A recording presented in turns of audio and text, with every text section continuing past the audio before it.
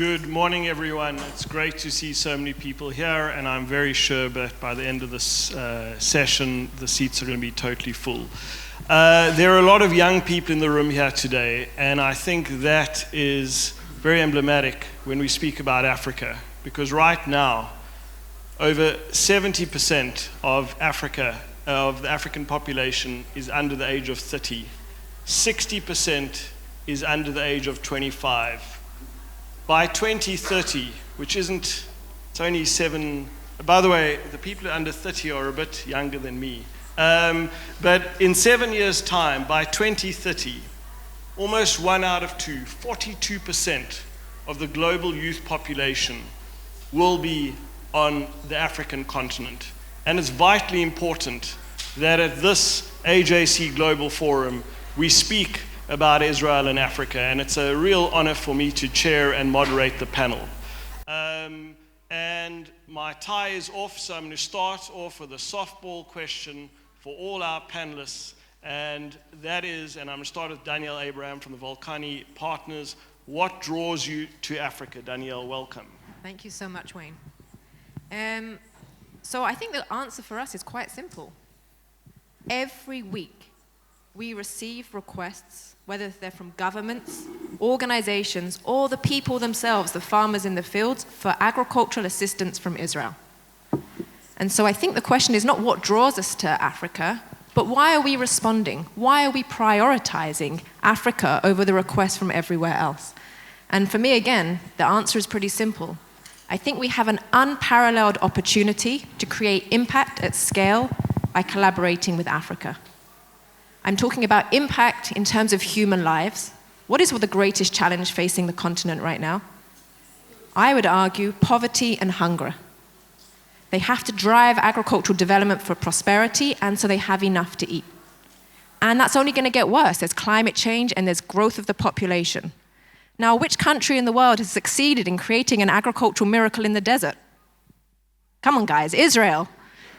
And so we have an unparalleled opportunity to actually provide assistance, and they know it, and they want it. In addition, we know that by collaborating with Africa on food security and water, there's great byproducts and benefits, okay? Diplomatic. Africa is not a country. There are 54 countries in Africa. It's a huge continent. This is a great place for Israel to make friends, for America, Israel, and Africa to create geopolitical ties in the region. And they're looking for it and they're open, which is why we're not only working in countries where we have an embassy, but also countries where we have no relations, like in Niger. And finally, I think there's a huge economic opportunity. China knows it, they're already there.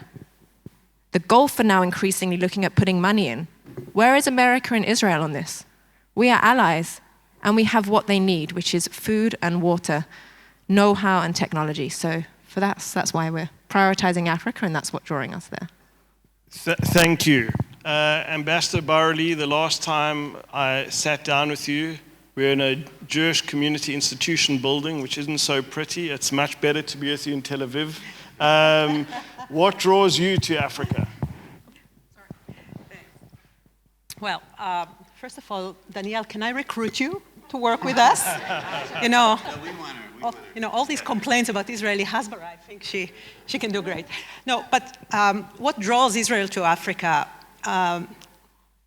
People don't seem to see it that way, but Africa is Israel's backyard. And hence, Africa's security, and I'm saying Africa, it's not a country, but the security of African countries, the stability of African countries, the prosperity of African countries are an Israeli interest. They should be an Israeli interest. And our interests are derived from this. First of all, the African countries are a huge potential for political support for Israel. There is the economic potential, talking about trade, talking about tourism and pilgrimage, talking about connectivity. And of course, there is this whole basket of security. People tend to forget, but when we talk about the Red Sea, we talk about Africa as well. And when we talk about terror in the Sahel and terror in the east part of Africa, in the countries to the shores of the Red Sea, all these can influence Israel's security. And when we talk about the involvement of superpowers or regional powers in Africa, and you've mentioned China, you've mentioned the Gulf countries, but of course, we're talking also about the great power competition, about a Russian involvement. So there is a security and political interest there. And if we think about, on the backdrop of the political changes that are taking place now in the Middle East, the return of Iran to the foreground, then definitely Israel should be involved in Africa. When you work in Africa, besides serving these interests of Israel, you touch people's life, you make an impact. It's a place, these are countries that are still transitioning, and hence there is an opportunity there to be part of this transition and to make these countries more like-minded to Israel. Thank you very much.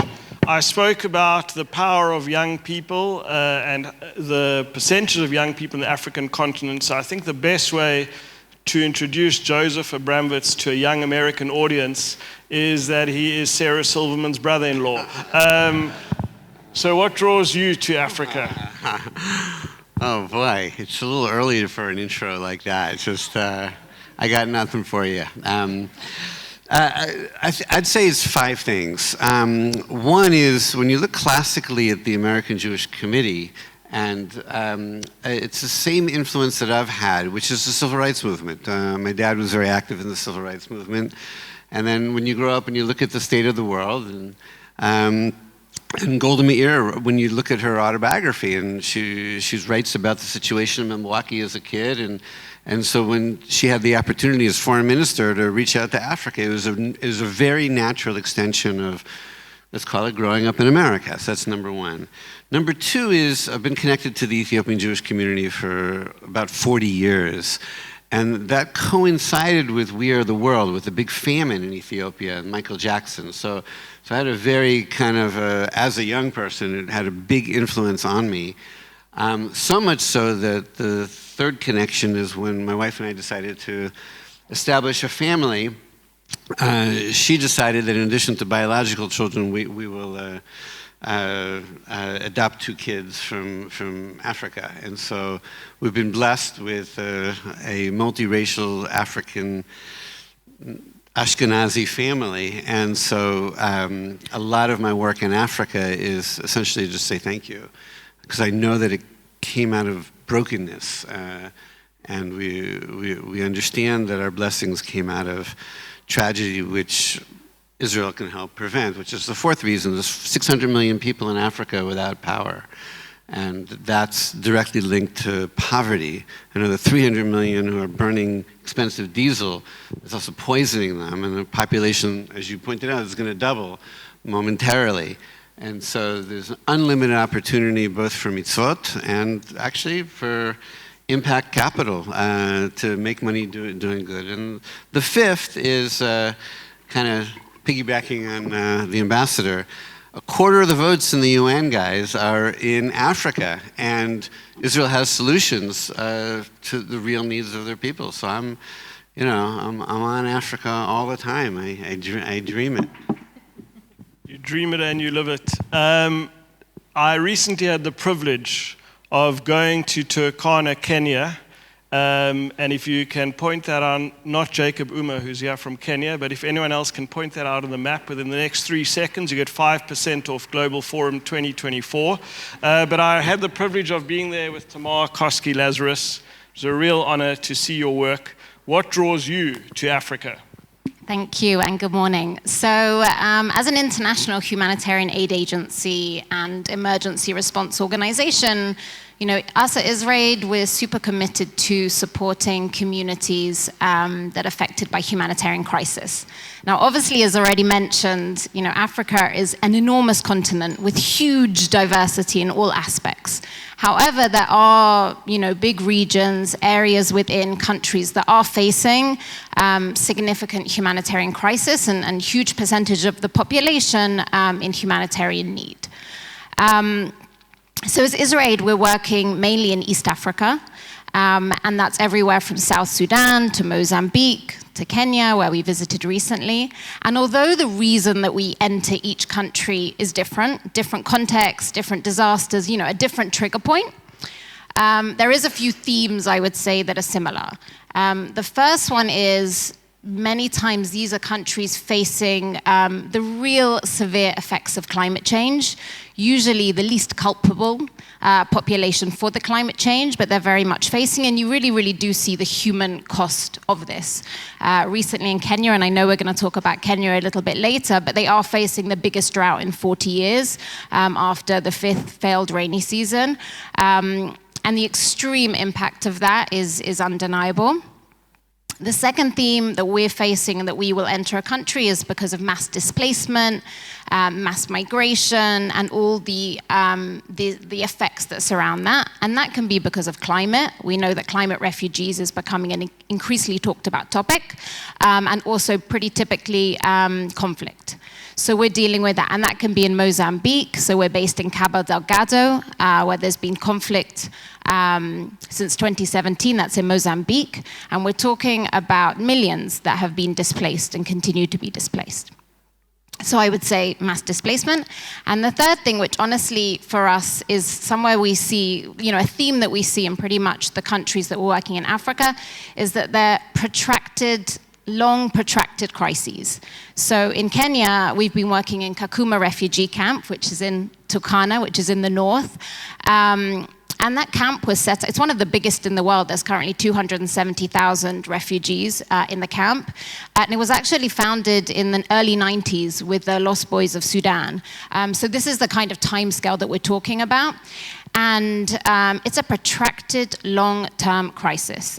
Things are not changing. And not only are they protracted, they're neglected. The global dialogue is not talking about them. And directly related to that, what we find is they're chronically underfunded. So following the trip to Kakuma in the north, I visited UNHCR, which is the UN agency that deals with refugee situations, and they told me that in 2023, they only have 18% of their budget for 2023 funded. So this is the kind of chronic underfunding we're talking about. So these, I would say, are the three themes that we face and why we would enter and work within different countries in Africa. But I will also say that we learn and have learned a huge amount. Almost 95% of our staff within the region are from the countries that we work in. And the expertise and the skills and the kind of community-led approach that we foster in those places, we can apply now to many other countries around the world and situations around the world. Thank you. Thank you very, very much. And I want to now start building on some of these very insightful answers we've heard. Danielle, you focus a lot on agricultural solutions. I just had the privilege of being with you at the Israel Africa Agriculture Dialogue with someone like Nat Barak from Netafim, and I see people from Cultivate here who are also at that event, which was remarkable. And there we met some of the Malawian farmers you work with. Tell us some of the work you do specifically in Malawi and Angola with farmers. How are you supporting them in Southern Africa? Okay, great. So as I started, when I started speaking, I said we're inundated with requests from the continent, okay? And these are coming from the highest levels of governments all the way down to the smallest farmers saying, can you help us? And they're asking this because they know that we have two key things that can help, okay? Two key things. One is the actual experience in transforming a country. So these are the policy lessons and the innovation models that Israel established, which honestly, they're genius, okay? No one on the continent is doing it. And the other is the technical know-how. How do we actually grow on the ground, okay, with limited water and limited resources? And so we're responding both top-down with the governments, with Israel's policy lessons and innovation models, and bottom-up with the farmers. So in Malawi, what we are doing is we're taking the old approach that Israel took really back in the 50s and 60s based on Israel's success. We are identifying young agricultural entrepreneurs. You know those people that you meet? You know they're going to succeed no matter where you put them. They're the ones that think out of the box, determined to succeed no matter what obstacle you put in their way. They're the ones that we're identifying and empowering. And we were lucky enough to bring one to the forum. Her name is Phoebe Kandea. She's an engineer. She's educated engineer. And I spoke to her and she said, you know what, Danielle, the people in my country are poor and hungry. Why? We throw seeds out in Malawi and they grow. It makes no sense.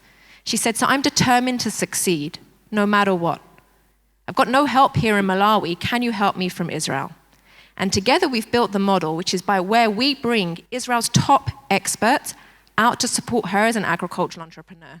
She messaged me this morning. They've just harvested their bananas and they're looking to start exporting them. But the best thing about her is, she said to me very early on, we know we cannot succeed and be the rich man in the village.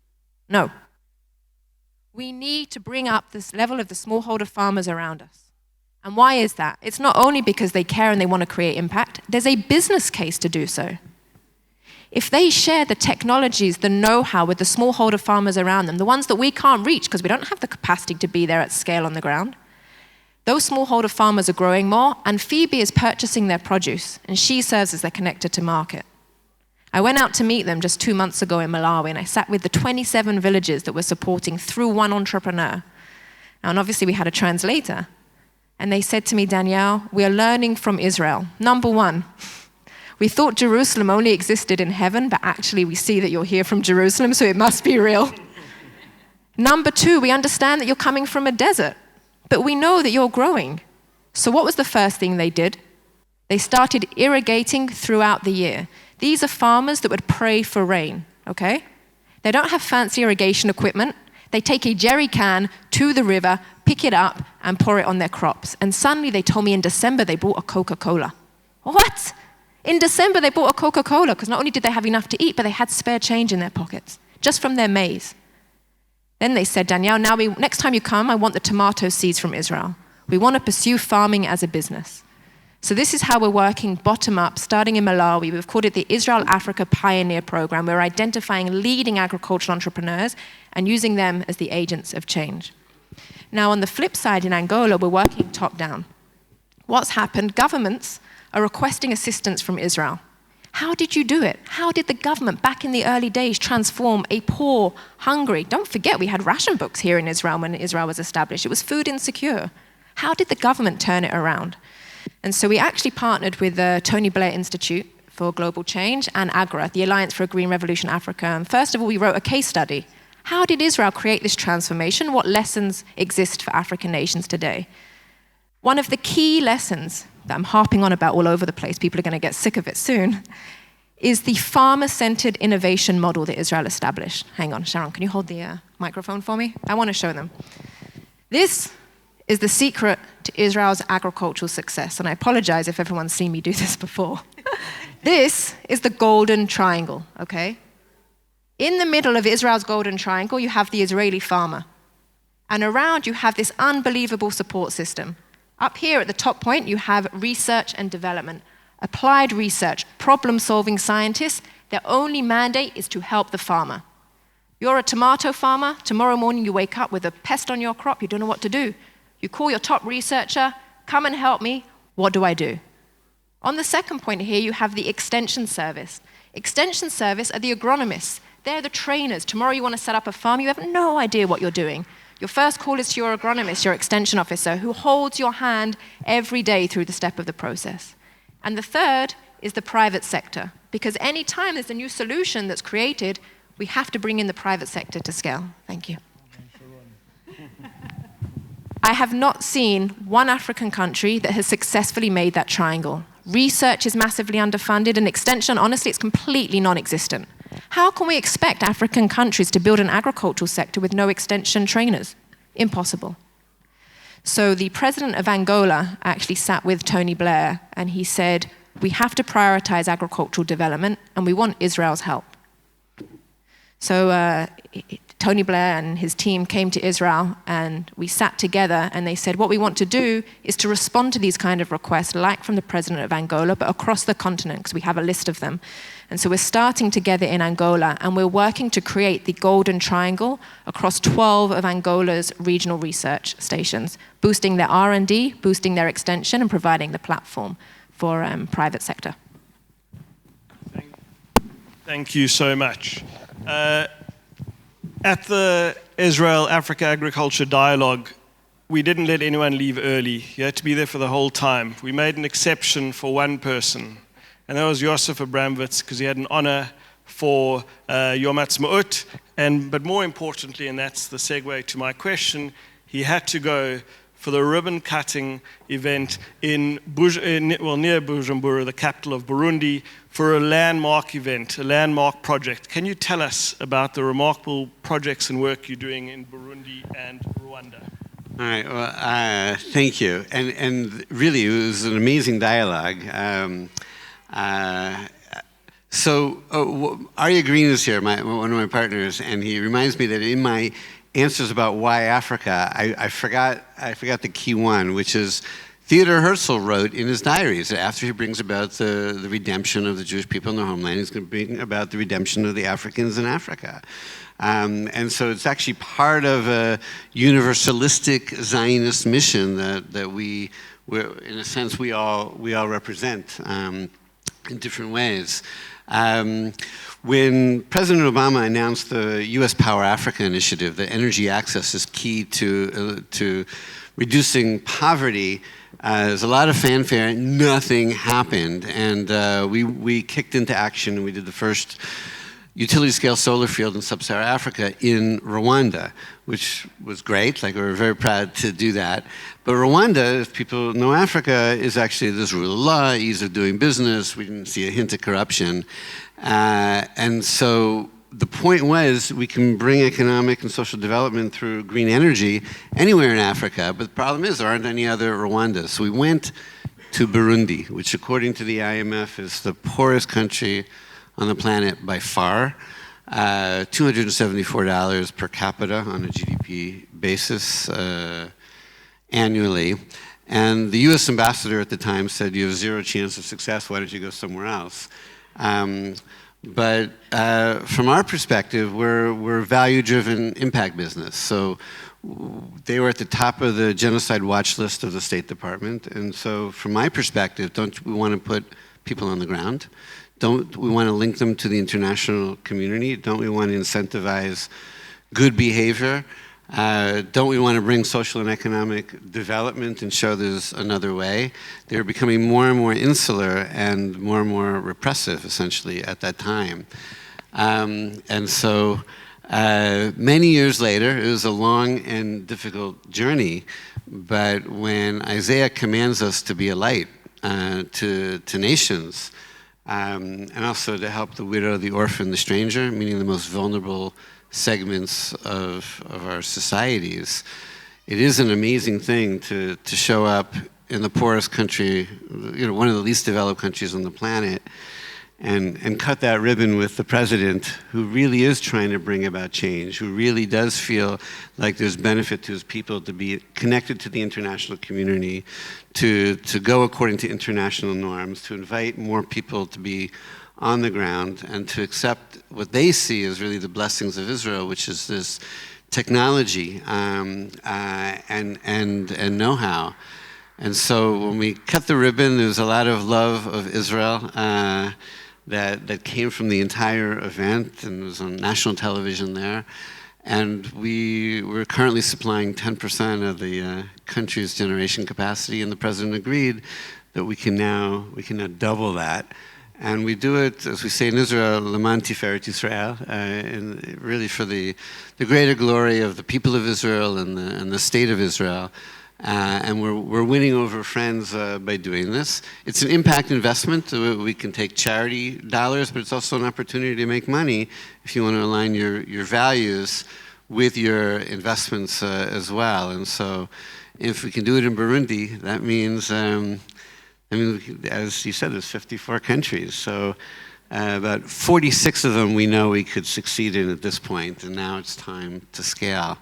So, and I do want to say, that launch wouldn't have happened, and I can't give you the details, without AJC. If it wasn't for the behind-the-scenes work of Jason, right, and Ted, and the partnership that we have,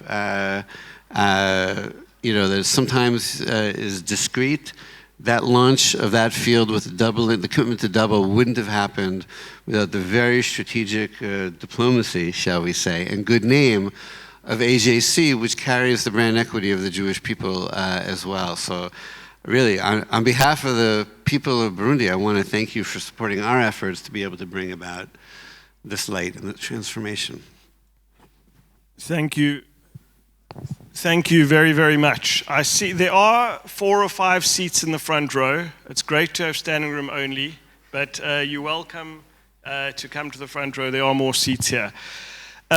Tomorrow, there was a devastating hurricane recently which damaged and battered Mozambique and particularly Malawi.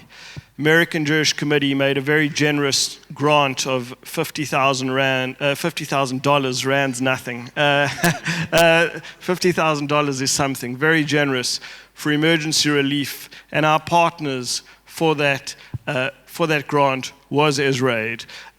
So can you tell us about some of the projects you are doing, particularly in Malawi, and then also focus on why it's important once a crisis happens to remain in a particular place? Like, I was just in Kenya. It's remarkable what you are doing with the refugee community there, but also with the host communities as well. And yeah, just to echo a huge thank you to AJC community, because our response in Malawi, our initial response back in March, was due to support. And by the way, AJC has supported us in almost every emergency I think we've ever responded to. So thank you. So Malawi is a really good example, I think, of what we're just talking about. So in March, we had Tropical Cyclone Freddy. I think it was the longest cyclone, like a continual cyclone to hit the region. And it caused absolute devastation, landslides, torrential rain, flooding, really, really extreme situation.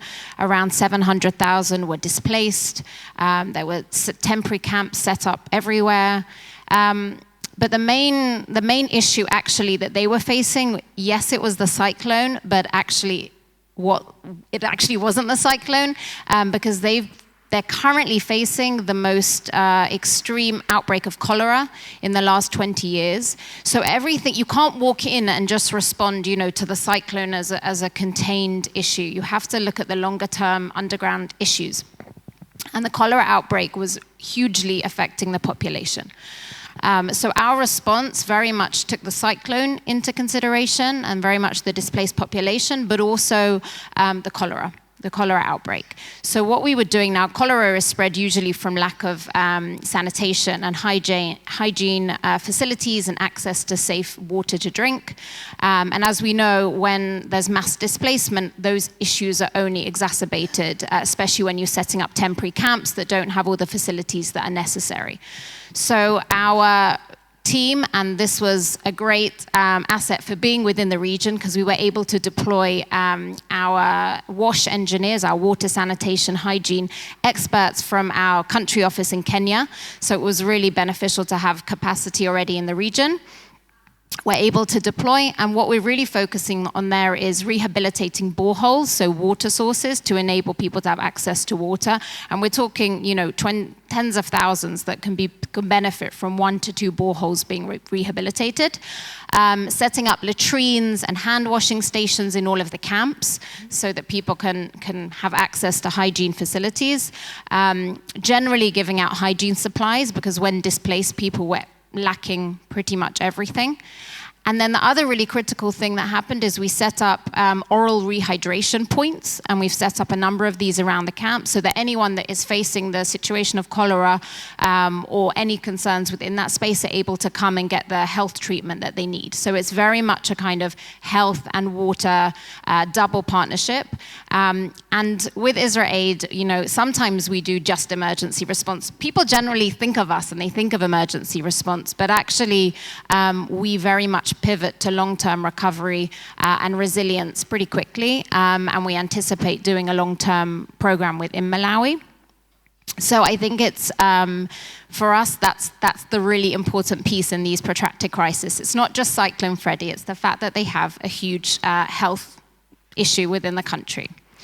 And then in Kenya is, right, it's a really, really interesting situation at the moment. We're talking, as I said, the worst drought in 40 years, fifth, almost sixth failed rainy season. And actually, when we were there had been a little bit of rain recently, but as soon as there was a little bit of rain, it caused flash flooding.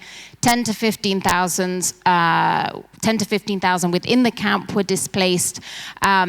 So it's issue complicated by other issue. You're talking about people that face crisis, face disaster multiple times, displacement after displacement. But it's not just water scarcity that when you have a drought, you have so many other issues, and that's what we have to look at. And that's why being somewhere long-term does enable us to. Because yes, there are families living on 7 liters of water a week. There are children that are walking 16 kilometers every single day to dry riverbeds, digging down to access water, which is often contaminated. It's the same water sources used by livestock. And then doing the long walk home. So, and then with those issues, they've got the highest cases in malnutrition, huge numbers of waterborne diseases because the water is often contaminated. So you have, complication upon complication. And then beyond those, very physical issues, we have a lot of protection concerns. So children that end up walking all those kilometers every day are very susceptible and vulnerable to sexual exploitation, violence. Also, when they get home, sometimes having taken so long, they can face issues of abuse within the home.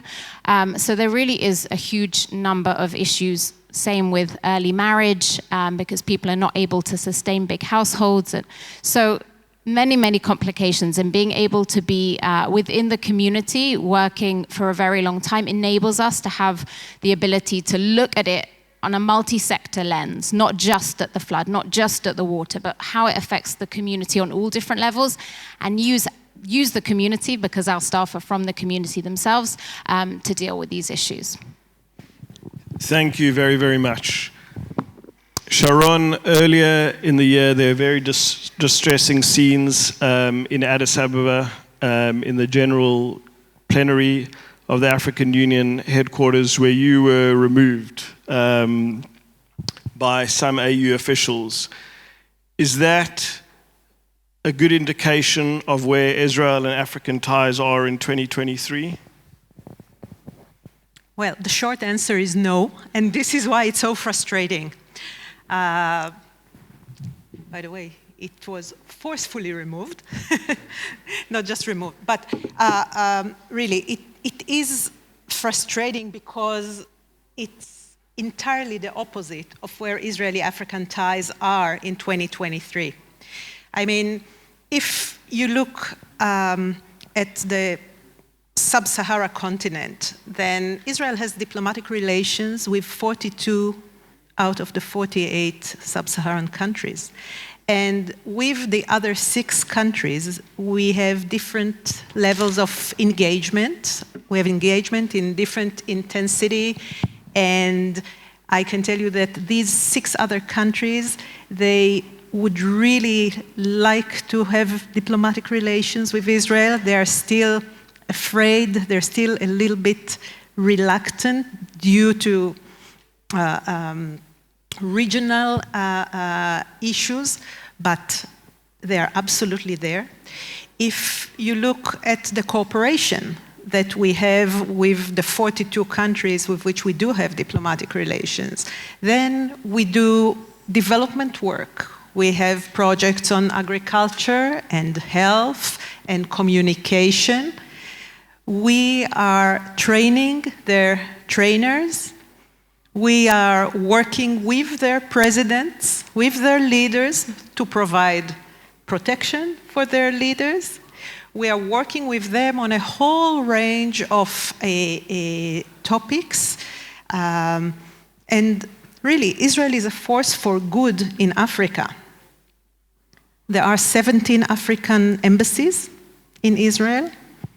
And I can tell you that there is also, with the generational shift within the leadership in Africa, we also see a very practical approach towards Africa. African people, not just the leadership, but African people, they remember what Israel has done for these countries at their early days when they were newly independent countries. They remember that Israel was never a colonizing power in the continent, and hence there is really great support and friendship to Israel.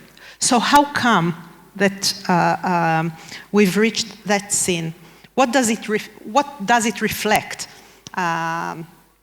It reflects pockets of, I call it, old world thinking.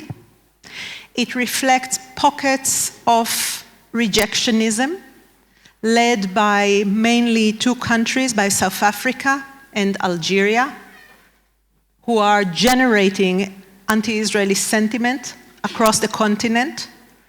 Moreover, those of you who are more familiar with Africa knows that Africa works through regional groups, and these two countries, South Africa and Algeria, are controlling relatively the Southern group, SADC, and the North African group, and hence they are putting a lot of influence. I don't want to use the word bullying, but in some cases, this is what they do, on other countries not to accept Israel and not to support Israel.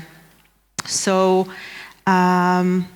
unfortunately, in the African Union, at the Leaders' Summit, at the opening session, we know for a fact that South Africa and Algeria put personal pressure on the chair of the commission, and there was this pre-planned ambush, and there I found myself taken forcefully out of the hall, although there was an empty seat between Ireland and Italy, okay? Although I had an invitation, although I had accreditation, although I had a tag, and I went through 4 different stages of security where my tag was scanned. And right after I was taken out of the hall, we see the Algerian ambassador shaking hands with some officials from the African Union. So I really think this is a momentous point in time. I don't think this is that we are doomed to stay out of the African Union. I think that most of the members of the African Union would like to see Israel as an observer there. I think many of them see what we do on a bilateral level, and they can imagine how this can be amplified if we work on a continental level or on a regional level. And I think that the changes in the Middle East will eventually push African countries who are still hesitating and are still reluctant to accept Israel as part of the region, or refuse to integrate Israel in the region. I think that they're eventually going to change their attitude, and we'll see it also in the African Union. Thank you. I just want a quick follow-up question. There's a lot of excitement in the AJC community with regards to Abraham Accords, and we often focus on the Middle East, but we often get told that the next countries in line with regards to Abraham Accords are actually in Africa, in North Africa and northwestern sub-Saharan Africa. Are you able to give us some insights as to what countries might be next with regards to relations with Israel? You really want to get me into trouble, huh? I can get them to switch the cameras off for the next 2 minutes. As I said before, 6 sub-Saharan countries with which we don't have diplomatic relations. With all of them, we are engaging. Different type of engagements. Some are economic engagements, some are political engagements. And I think that the beauty of having the backdrop of the Abraham Accords is that these countries do not need necessarily to jump entirely into the water and go for full and public bilateral relations with Israel, but they can slowly become part of some new regional architectures. Okay, think about a normalization country like Morocco, which is also an African country and a Francophone country. I mean, so many potentials there to create new geometries of cooperation within Africa with Francophone countries, both in West Africa, in North Africa, but even with some islands to the Southeast Africa. You've mentioned, Danielle, the involvement of some Gulf countries, the increased involvement of the United Arab Emirates. Again, let's think about a new geometry, okay? If Israel has free trade agreement with the United Arab Emirates, what type of potentials do we have there working on joint projects, on triangular projects with an African country, UAE, Israel, and African countries? And let's talk about regional forums that are derived from the Abraham Accords. How can we have African players integrated into these forums? Okay, so there is a lot of room for imagination, and trust me, it's not just imagination. There are also some developments on the ground. But I leave it at that. Thank you. You can give some color, but just reflect on Sharon. She gave a diplomatic answer there, but there were some clues if you focus on some of the words she used. Okay. So officially, our parent company is a Dutch company, and so many, if not all, of those other countries we're active in, and I really want to thank the State of Israel for the cooperation, but I also really want to thank the U.S. State Department. I have to say, the cooperation between Washington, Jerusalem, and groups like us is we are fully in step. And it's very powerful because when we go and we bring energy to a country, it's the U.S. administration that's doing the project finance for the field. And if it happens to be a Muslim country that doesn't yet have relations with Israel, you can fill in those blanks. And so, also the fact that I have 2 passports, and almost everybody at Energiya Gigawatt has 2 passports, means we use them, and it's actually quite extraordinary the places we've been and some of the places God knows I'm going. Pray for us. But I'm gonna betray a little bit of trust because I happen to have been in Addis with Ambassador Sharon the day after you were forcibly removed, and without saying too much, it was so. First of all, you were so tense by the elevator where one of our partner's sons came up to you. And he's from one of those countries that does not have relations and is hostile. An amazing guy. And your security detail snapped into action because a young Muslim man started approaching. And he was like, no, tell her I'm okay. So very quickly, thank you for, and we sat down with him and his father. And his father, we hope, will be the president of one of these countries in the next 2 years. And will formally join the Abraham Accords if so. But he was speaking about, he did not return to the plenary because you were thrown out. He thought it was a disgrace. He instructed certain media outlets in his country to condemn what it was, and he said it was only pure hate, and the only answer to hate is partnership. It was really a moving, and you got a lot of other people who said a lot of other good things, but just because I brought that particular person, I felt like I could tell that, I think, very indicative story that it's not only about the headline that they generated, but the counter-reaction is beautiful. And we have an incredible opportunity now through the economic ties, US officially or European, to make sure that within the next year, I think another 3 to 5 countries, we have to make these investments. So again, anybody interested, let us know. But I believe we will do it, and I believe we're going to see some amazing breakthroughs. So thank you for your cooperation and your courage in the crunch. Thank you so much. I now want to turn it over to you in the audience. We've got a great audience assembled here. We've heard fascinating insights. If you can raise your hands. Are we going to pass the microphones around? And if I can just see a range of hands, I see. Okay, and you can just introduce yourself.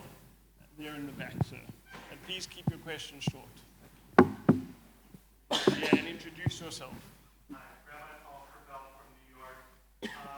Could you say a few words on which countries besides Burundi are the poorest, which are the most successful, and which 2 or 3 do you think have the most potential to actually be successful in all of your efforts there? Okay, thank you, Paul. Our next fields are in South Sudan and Gaza.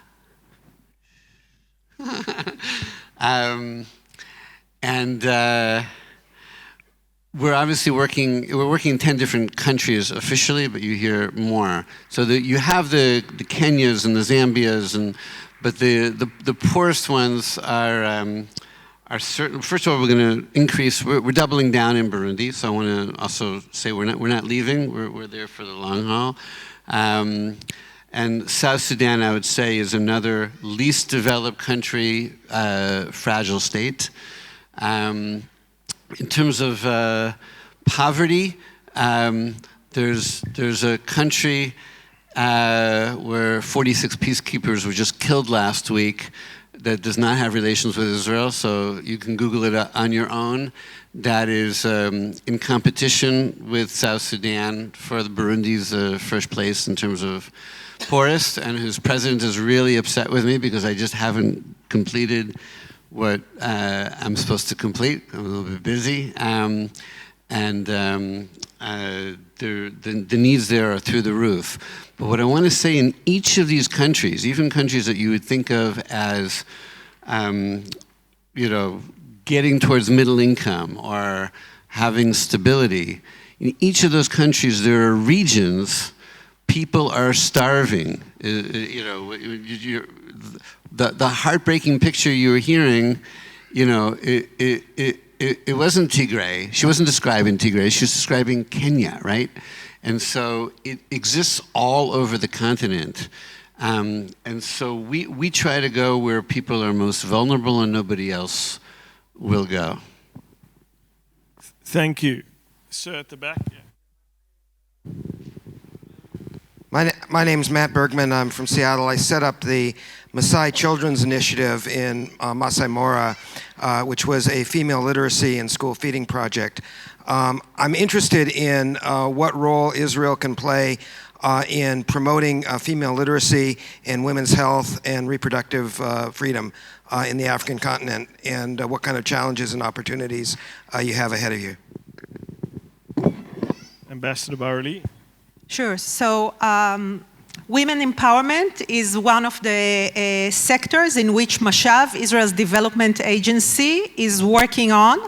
And it's a cross-cutting activity, both in health sector, education, entrepreneurship, and so on. Definitely in Africa, and I would say in developing countries in general, but in Africa in particular, women are the engine of the community. They are the engine of the family. If a woman has education, and if a woman can use her potential, then her family will be better off, her community will be better off, not just their health and education, but their earnings and the ability of her children also to have different paths. And therefore, we are working through different programs and through a special center in Haifa, which is called the MCTC, Mount Carmel Training Center, which is one of Mashav's training center that is specializing on women empowerment, gender issues, and it is there that we bring groups of women from all the developing world, as well as once in 2 years, we're holding a conference for women leaders from across the developing world, women in leadership position, not just political leadership, but within different fields, where they work together and learn from each other and from Israel best practices, creating strategies on a national level, and so on. Thank you. Simcha Blatt was the grandfather of drip irrigation in Israel. I'd now like to turn it over to the father of drip irrigation in Israel, Nati Barak. I saw your hand up. Okay. Is there a microphone for Nati? He's really one of the greats. I want to say you guys are in the presence of a legend. Thank you. It's a great panel, and it's great to be here. My name is Nati Barak. I'm with Netafim. We kind of introduced Simcha Blatt's invention to the world. I can actually repeat his words, because with his accent, it's very easy. He said, once I saw a big fence of trees. He visited a friend. He saw that one tree was much bigger than the others. He saw a leak in a pipe, and he invented drip irrigation. Fast forward, we are in Africa. And I can give you two angles, and you decide what brings us to Africa. We are a for-profit organization. I'm not ashamed to say. We are based on a kibbutz. We started in a kibbutz. We are highly motivated by ideology, but this is a business, for profit. And we see Africa as a great potential. And then I can say that, we are very fortunate. We are doing well by doing good. And drip irrigation does good things, and all of you really described it in a beautiful way. It's, first of all, it's food and poverty, and then it's climate change and economy, and then it's growth, and then it's women, because as you said, it's women who are schlepping the water back and forth from the river to the field, and we are entrusting them with this technology. And they are empowered. They are the ones, the women, that bring higher income to the family. So it's the combination of looking for profit and doing good things. And perhaps it's symbolic, and I'll end with that. We have two of our out of Israel factories are in Africa, and the latest one was opened in Morocco just a few months ago. So the first one in South Africa, and again, they like us in South Africa. And the recent one in Morocco. The one thing that I wanted to add, there's one place where we are doing nice work, but not enough, and this is with smallholder farmers. And in Africa, we need to work more with smallholder farmers, and for this we need partners. So Sharon, and then Danielle. Yes, I just want to add, we talked a lot here about agriculture, the power of agriculture in empowering women and moving from subsistence farming into a commercial farming and so on. But there is another aspect of mitigating food security and climate change, and it's the aspect of security. Because we know that wherever there is drought and wherever there is desertification, the desert is advancing. And wherever people cannot sustain themselves from agriculture, this is where terror spreads. This is exactly where you can come and recruit the locals, and having sustainable agriculture is another way, and food security is another way to sustain security in African countries. Thank you. Danielle, do you want to?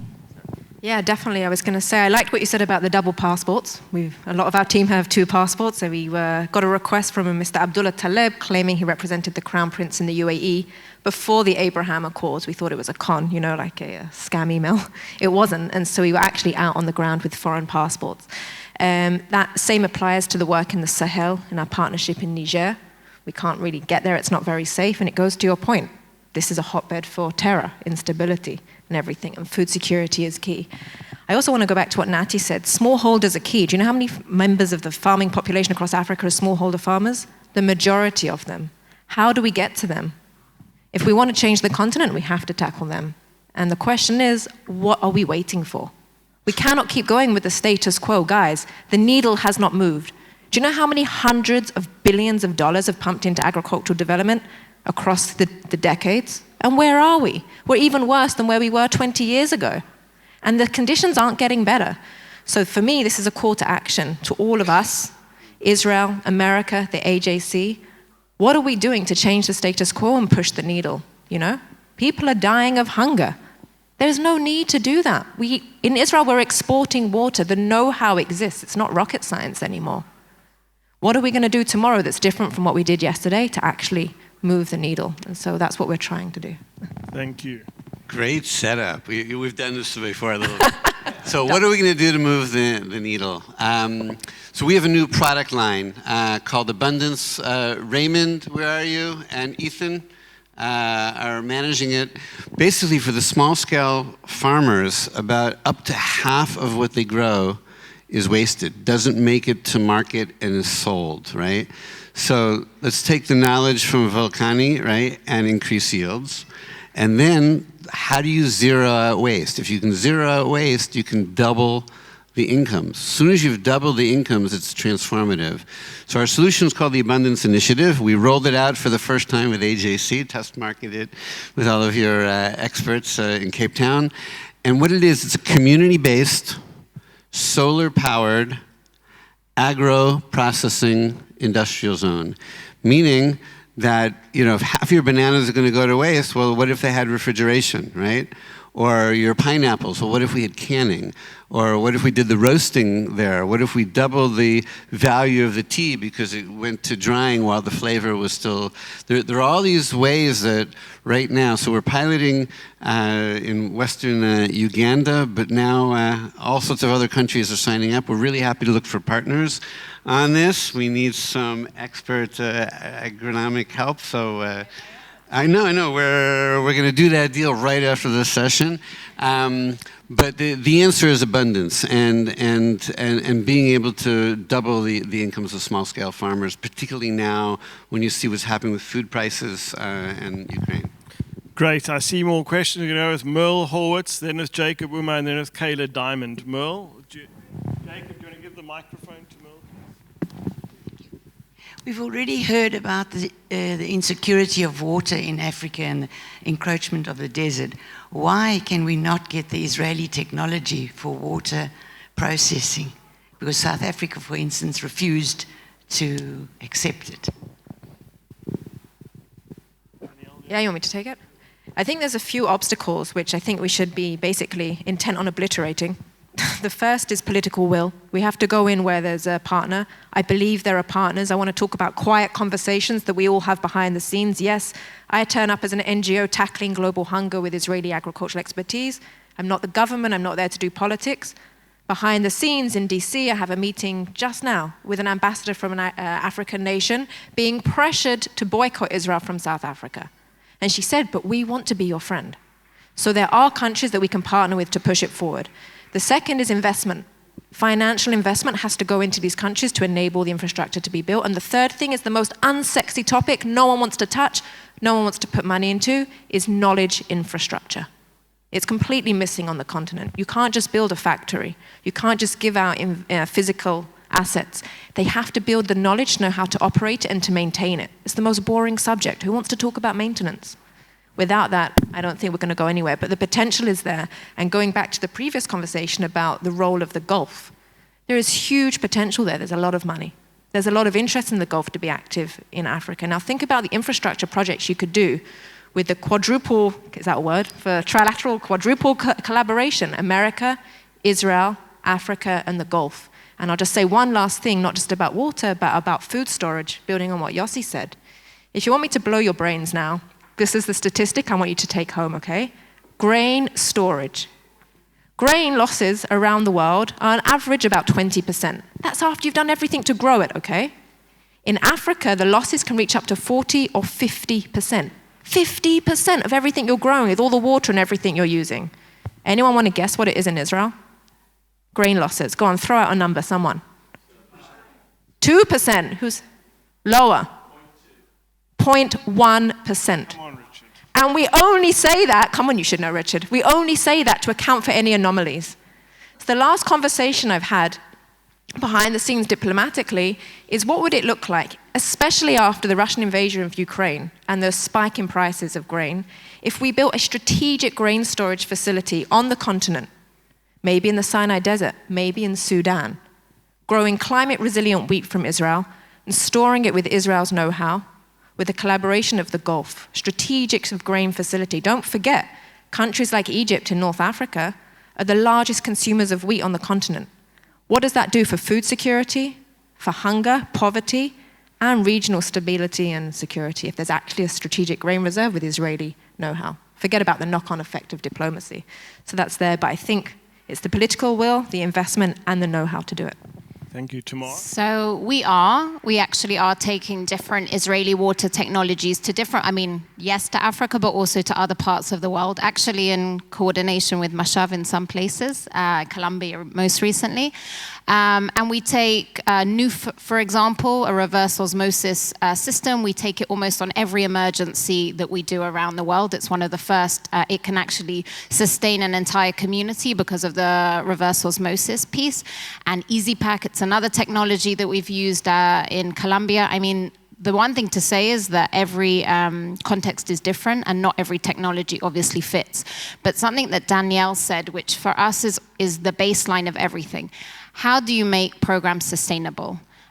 It is no use, again, putting a technology within a context and kind of hoping for the best. Everything is about what we call soft wash, the kind of soft things around the hardware, which is, building water committees, making sure there's local water management of the system that's in place to enable us to actually for it to sustain, that you can get the parts locally if they break, that you don't have to rely on shipping and things getting stuck on the way. And that's really the kind of core to everything. And that's why we don't do anything without local partnership. It's why almost our entire staff around the world is made up of national staff, because again, there is very limited sustainable value in piloting internationals to stay for a very short time and then leaving and then bringing all the expertise out again.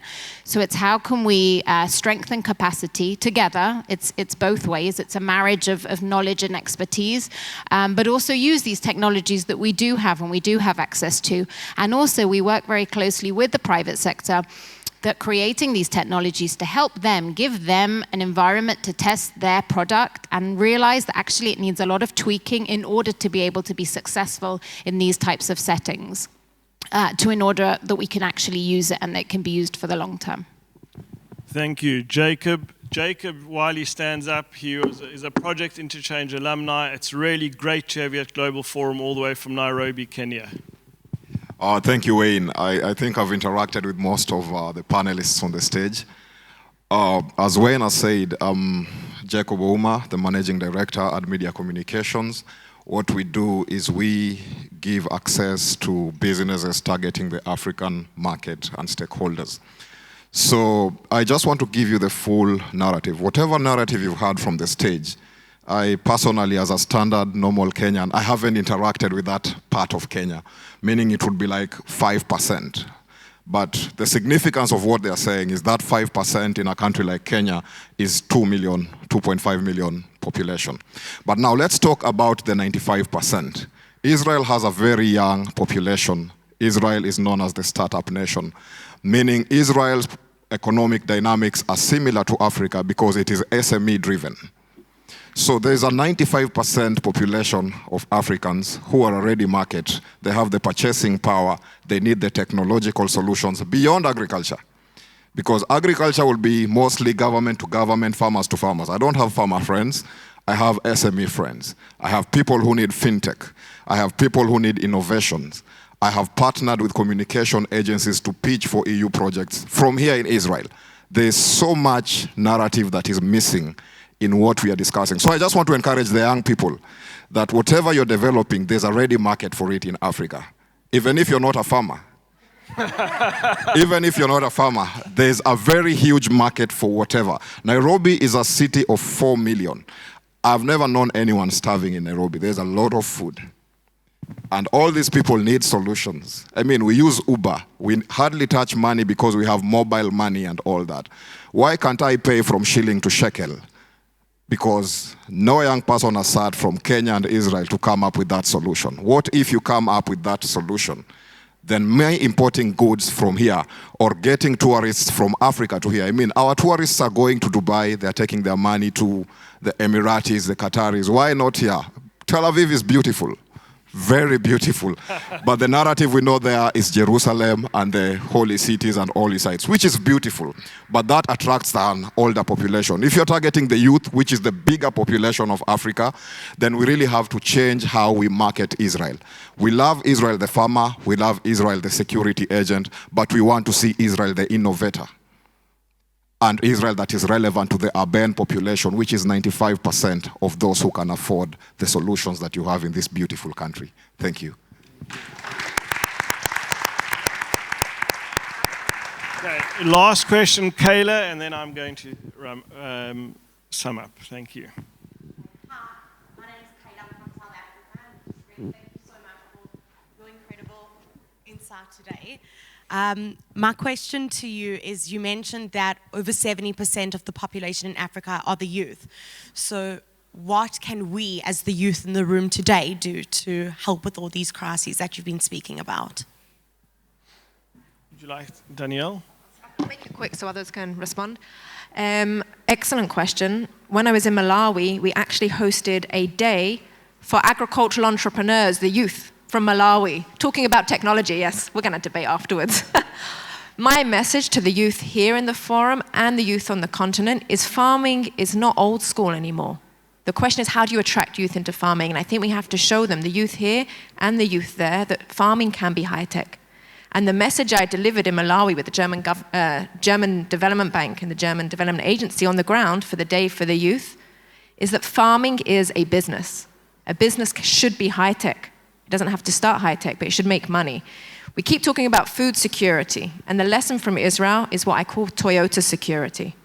When we stop thinking about growing as farmers to have enough to eat, but to have enough to buy a Toyota, no one's talking about hunger anymore. And so I think the key driver for youth, and I'm coming with my biased agriculture hat on, is to show how farming can be sexy. How the youth should aspire to create startups for farming, drones and things like this, and show them how they can make a profit. So that's my take on the youth. So you can definitely help us. Like I said at the beginning, the crises that we are working in, and I acknowledge that it's a percent of the population, But it is some of the most neglected crises in the world. People are not talking about it. People don't necessarily know about the drought that is affecting the Asal region, and specifically where we're working in Turkana County.